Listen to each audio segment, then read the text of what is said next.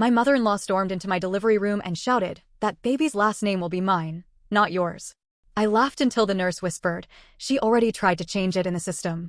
My husband's next words left her screaming. I always knew my mother-in-law was controlling, but I had no idea just how far she would go until the day I gave birth to my first child. For some background, I married my husband, Daniel, 3 years ago. From the very beginning, his mother, Sylvia, made it clear that she didn't approve of me. She wasn't outright rude in a way that people would notice, but she had a way of making me feel like I didn't belong. It was little things at first. She'd accidentally forget to invite me to family gatherings, give me backhanded compliments, or constantly bring up my husband's ex as if I were some passing fling. But as soon as I got pregnant, everything changed. And not in a good way. Sylvia suddenly became obsessed with the baby. She acted like it was her second chance at motherhood. She started showing up unannounced, checking what I was eating, criticizing my doctor's choices, and worst of all, she kept insisting that the baby should have her last name instead of mine or even my husband's. Her reasoning? Our family name is more important. My son doesn't know what's best. You'll divorce eventually, but the baby will always be part of MY family. Daniel and I shut that down immediately. We told her the baby would have Daniel's last name, and that was final. She pretended to let it go, but I should have known she was just biding her time. Then came the delivery. I was in labor for what felt like forever. The pain was unbearable, I was exhausted, and the last thing on my mind was my mother-in-law. My focus was on bringing my baby into the world, safe and healthy. Finally, after hours of pushing, I heard my baby cry for the first time. It was the most beautiful sound I'd ever heard. They placed my daughter on my chest, and I was overwhelmed with emotion. I was crying, my husband was crying, and for a moment, everything felt perfect. And then the door burst open. There she was. Sylvia stormed in like she owned the place. No knock, no warning, just pure entitlement. She marched straight to my bed, completely ignoring the nurses, and before I could even register what was happening, she pointed at my newborn daughter and said, loud enough for the entire floor to hear, "That baby's last name will be mine, not yours." I was so out of it from the delivery and the medication that I actually laughed. I thought she was joking. But the nurse beside me leaned in and whispered, "She already tried to change it in the system." My blood ran cold. "What?" I asked, my voice barely above a whisper. The nurse gave me a sympathetic look. "She went to the front desk before you gave birth and tried to have them put her last name on the birth certificate. We had to flag it as suspicious and notify the attending physician." I felt sick. My hands trembled as I clutched my baby tighter. This woman, my own mother-in-law, had tried to steal my child's name before she was even born. Daniel, who had been standing frozen in shock, suddenly snapped. His voice was sharp, cutting through the air like a knife. "Get out!" Sylvia turned to him, eyes wide with fake innocence. "Excuse me?" I said get out, he repeated, stepping in front of me and our daughter. "You tried to change our baby's name. You tried to go behind our backs. You do not belong here." The nurses, finally stepping in, told her she needed to leave or security would be called. That's when she lost it. She started screaming. I mean, full-on banshee mode. Yelling about how I was ruining the family, how I was stealing her grandchild, how I was just a placeholder in her son's life. Daniel didn't even flinch. He just looked at her with a coldness I had never seen before and said something that made her face turn purple. "Congratulations, Mom. You'll never see her again." She screamed, louder than before. She tried to lunge toward me, but a nurse blocked her, and seconds later, security rushed in and dragged her out. But she wasn't done yet. Even as they pulled her out of the room, she was shrieking about how she would fix this, how she would get what she wanted, and how I would regret this. Little did she know, we weren't done either. And that was just the beginning of her downfall. Sylvia's screaming echoed down the hallway as security dragged her out. I was still in shock, my arms wrapped tightly around my newborn daughter. My whole body was shaking, not from labor, not from exhaustion, but from pure rage. Daniel turned to me, his jaw clenched so hard I thought his teeth might break. "I swear to you, she will never pull something like this again." I nodded, too drained to say anything. But deep down, I knew this wasn't over. The next move, the hospital staff assured us that Sylvia wouldn't be allowed back in. A nurse even made a note in my file, flagging her as a potential risk. We should have felt safe. But less than 12 hours later, while I was resting, Daniel stepped out to grab food, and a nurse came in looking confused. "There's a woman at the front desk demanding access to the baby," she said carefully. "She says she's the grandmother and that she has legal rights." I sat up so fast I nearly ripped out my four. "Are you kidding me?" I whispered. The nurse sighed. "We're not letting her in. Security already told her to leave, but she's refusing." I could barely breathe. The audacity of this woman. She tried to steal my baby's name and now she was trying to push her way back in. Before I could respond, my phone buzzed. A message from Daniel. She just called me. She's threatening to get a lawyer. My stomach dropped. A lawyer? For what? She had no claim to my child. No rights. No authority. But Sylvia was unhinged, and I knew she wasn't just throwing empty threats. I turned to the nurse. Can you make sure she doesn't get anywhere near us? Absolutely, she assured me. We already called hospital security. That should have been enough. But it wasn't. Because Sylvia didn't just leave. She waited. And when we finally took our daughter home, she made her next move. The home invasion the first few days home were rough. Between sleepless nights, constant feedings, and the anxiety that came with being new parents, we were barely functioning. I thought Sylvia might take a hint and back off for at least a little while. I was wrong. On the third night home, around 2 a.m., we heard a loud banging on the front door. Not a polite knock. Not a doorbell ring. A pounding, like someone was trying to break it down. The baby had just fallen asleep, and my heart jumped into my throat. Daniel sat up instantly, reaching for his phone. Then, a voice rang through the door. I know you're in there. Open this door right now. It was Sylvia. I felt my entire body go cold. Daniel jumped out of bed and stormed toward the front door, but I grabbed his arm. Don't, I whispered. He was fuming, but he nodded. Instead of opening the door, he checked the security camera on his phone. And that's when we saw it. She wasn't alone. Sylvia had brought 2 people with her, her sister and her brother-in-law. They were standing behind her, arms crossed, looking just as furious. And then, the worst part, Sylvia held up a piece of paper and waved it at the camera. I have a lawyer. You can't keep me away from my grandchild. Daniel cursed under his breath. Was it real? Had she actually gotten a lawyer involved? I grabbed my phone and called the police. She kept screaming, kept pounding on the door. You're stealing my granddaughter. I'll take you to court. This isn't over. It felt like an eternity before the police arrived. They told her to leave. She refused. They told her again. She screamed. And then they arrested her. I watched from the window, my heart hammering, as they put her in the back of a squad car. Her sister and brother-in-law left quickly, pretending they had nothing to do with it. But I knew this wasn't the last of her. Because if she was willing to get herself arrested just to prove a point, then she was capable of anything. The custody threat we barely had time to recover before the real nightmare started. A few days later, a letter arrived in the mail. It was from Sylvia's lawyer. She was suing for grandparents' rights. I almost dropped the paper. My hands were shaking so bad I could barely read it. She can't do this, I whispered. Daniel was pacing, his face red with anger. She thinks she can. She's insane.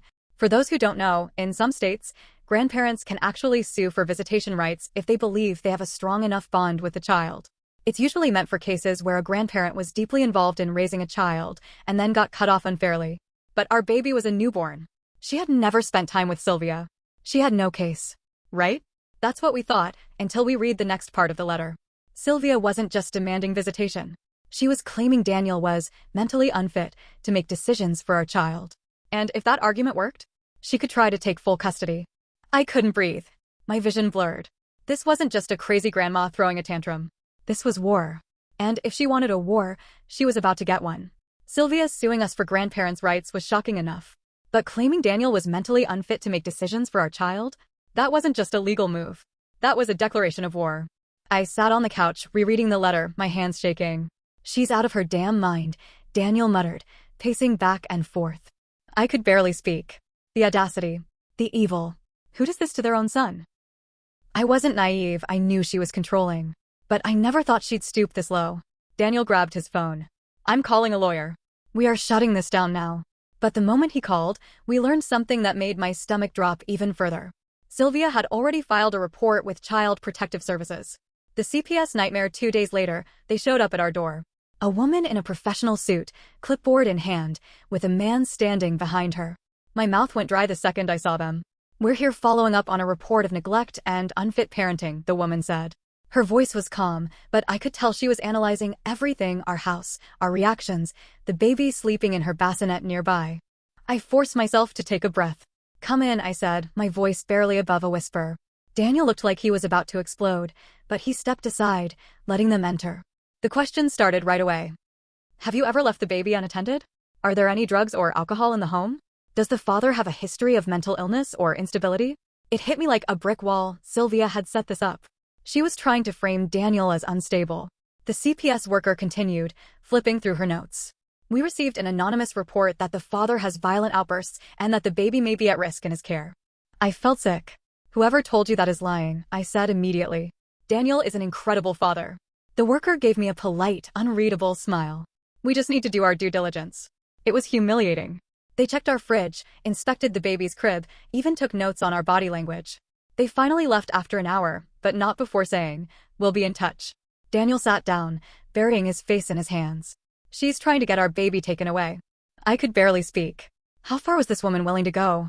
I didn't know yet, but I was about to find out. The fake evidence we thought the CPS visit was bad. Then we got a call from Daniel's lawyer. "You need to come to my office." Now.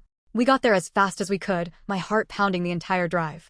When we walked in, his lawyer looked at us with a grim expression. "I just got something from Sylvia's legal team." He pulled out a folder and slid it across the desk. Daniel opened it, and his face went white. Inside were printed screenshots of fake text messages. Messages that made it look like Daniel was talking to a friend about how he couldn't handle being a dad, how he was losing control, how he had thought about hurting himself and the baby. It was all fake. Completely fabricated. Daniel's hands shook as he gripped the papers. "This isn't me. This never happened." His lawyer nodded. "I know. But she's trying to use this as evidence that you're unstable. If a judge believes this, she could get supervised visits or even partial custody." I felt rage boil inside me. This wasn't just a custody battle anymore. This was full-scale character assassination. And then Daniel said something that changed everything. If she faked text messages, what else has she faked? We had no idea.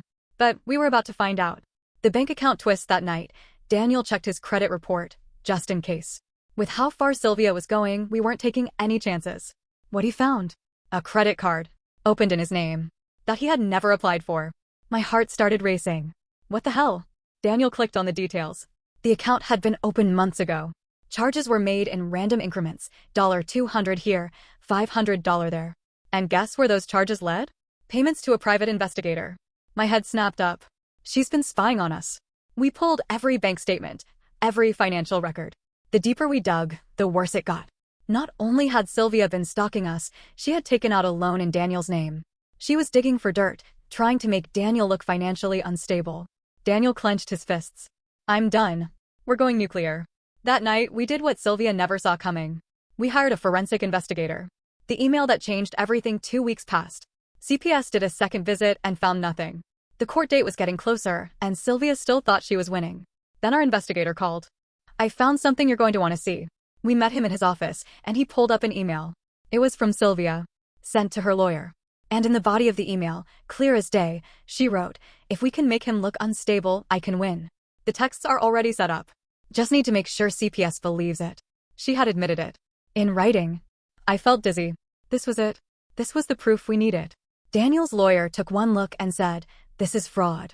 This is perjury. This is going to destroy her case." I finally exhaled, my whole body shaking. "So we can stop her?" His lawyer smiled for the first time since this all started. "Oh, we're not just going to stop her. We're going to bury her." We had everything we needed. The email. The forged text messages. The fraudulent bank records. The payments to the private investigator. Sylvia had built a case against us on a mountain of lies, and we were about to bring the whole thing crashing down. The court date arrived faster than I expected. My nerves were shot, but Daniel was calm, too calm. He was like a man walking into battle, ready to end this once and for all. Sylvia, on the other hand, walked in like she had already won. She wore an expensive navy blue suit, her hair done up like she was meeting the queen. She had her lawyer by her side, her chin lifted as if she were above all of this. The moment she saw us, she smirked. That smug, self-satisfied look nearly sent me into a rage. She thought she had destroyed us. She had no idea what was coming. The courtroom bombshell, the hearing started, and Sylvia's lawyer went straight into their argument. "Your Honor, my client is simply looking out for the best interests of her grandchild. She has serious concerns about the father's mental stability and financial irresponsibility. We have evidence to support our claims." Daniel's lawyer stood up. "With all due respect, Your Honor, that evidence is fake." Sylvia's smirk faltered. The judge raised an eyebrow. "Explain." That's when our lawyer began presenting everything. First, the fake text messages. Our forensic investigator proved they were generated using a third-party app. The metadata didn't match Daniel's phone, and timestamps were inconsistent. Sylvia's lawyer shifted uncomfortably. Then came the bank fraud. The judge's expression darkened as he examined the unauthorized credit card and loan taken out in Daniel's name. And then, the final blow, the email. Our lawyer handed it over, reading aloud Sylvia's own words. "If we can make him look unstable, I can win. The texts are already set up. Just need to make sure CPS believes it." Silence. The courtroom was dead quiet. Sylvia went pale.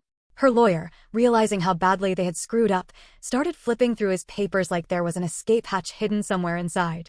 The judge leaned forward. "Mrs. Holloway," he said, his voice dangerously calm, "do you have an explanation for this?" Sylvia opened her mouth, closed it, opened it again. I was just concerned," she stammered. "I was trying to protect my grandchild." The judge cut her off. "By fabricating evidence? By committing fraud? By attempting to manipulate the legal system?" Her face turned red. "I was only doing what any good grandmother would do." Daniel scoffed, shaking his head. A good grandmother wouldn't try to ruin her son's life. Sylvia spun toward him, eyes blazing. "You're a fool. She jabbed a finger at me. She's taken you away from your family. She's poisoned you against me. I was protecting you and the baby. Can't you see that?" Daniel's voice was quiet but firm. "You don't get to decide what's best for my child." Sylvia's whole body trembled.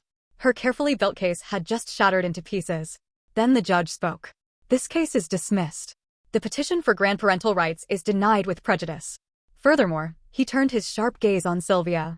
"Mr. and Mrs. Holloway have grounds to pursue criminal charges for fraud, identity theft, and defamation." Sylvia gasped. "No, you can't do this to me." But the judge wasn't finished. "I'm also issuing a permanent restraining order. You will not contact Mr. or Mrs. Holloway. You will not come near their child. If you violate this order, you will be arrested." Sylvia let out a strangled sob. Her lawyer placed a hand on her shoulder, but she shoved him off, standing up so fast her chair nearly tipped over. Her eyes locked onto Daniel, pleading now. "Danny, you wouldn't do this to your own mother." Daniel's expression didn't change. "You did this to yourself." Tears streamed down her face. "I was just trying to keep my family together." "No," he said coldly. "You were trying to control it. And now you've lost everything." Her lips trembled. Her hands clenched into fists. Then, with a shuddering breath, she whispered, "You'll regret this." And then she stormed out. The aftermath, I wish I could say that was the end of it. But people like Sylvia don't just disappear. She tried calling from unknown numbers. She tried sending letters. She even tried using fake social media accounts to reach us. But the restraining order held firm. And the fraud investigation? That wasn't going away. Daniel and I decided to press charges. We didn't want to, but after what she had done, after how far she was willing to go, we knew we had to make sure she never tried this again. The court battle dragged on, but in the end, Sylvia was found guilty of identity theft, fraud, and filing a false CPS report. She was sentenced to 1 year in prison and 5 years of probation. When the verdict was read, she didn't scream. She didn't argue. She just sat there, silent, as the consequences of her actions finally caught up to her. And when they took her away, I felt nothing. No sympathy. No guilt. Just relief. It's been a year since then. Our daughter is thriving. Daniel and I are stronger than ever. Sylvia? We haven't heard from her since. Some part of me wonders if she'll ever change. If she'll ever realize how much she destroyed with her own 2 hands. But I'm not holding my breath. If there's one thing I've learned from this nightmare, it's this: some people aren't meant to be in your life. No matter how much they claim to love you. And I refuse to spend another second of my life letting someone like that have control over me. She's gone. And we're finally free.